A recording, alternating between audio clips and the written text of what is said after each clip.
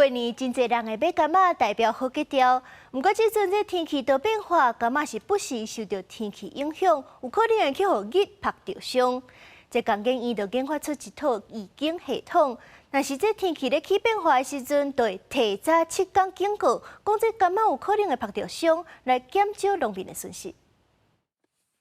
农民专心照顾柑仔，希望会当有好的收成。不过这几年因为气候变迁的关系，不时传出柑仔互日头晒着伤，造成柑仔皮以及果子肉着伤，火烧柑造成农民严重损失。有一伤就是你若大到一个程度来，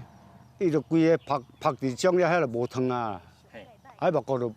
迄就无效去啊。天气什么变化唔知影，咱拢唔知好要哪提用啊。因为柑橘的果实表面受到太阳的辐射热、温度，甚至是风速，还有湿度等等的影响，而造成它果皮像是被烫伤、灼伤一样的病害。那这样的问题呢，在茂谷柑、椪柑这一类的柑橘类特别容易发生，常常会造成它商品价值的低落，而没有办法贩售。为了降低农民损失，工研院开发出一套警示系统，借由红外线监测来了解柑仔表面的温度，配合气温、湿度，只要系统侦测到柑仔外皮温度过悬，就会随通知农民准备日晒的方式。主要就是透过气温、湿度、日照，那我们会推算出一个果实表面温度的模型。那另外，农事所这边也计算出了一个柑橘的日烧阀值。那当果实表面温度现在超过了日烧阀值之后，我们就会透过后台的耐推波，然后通知农民说可以开始进行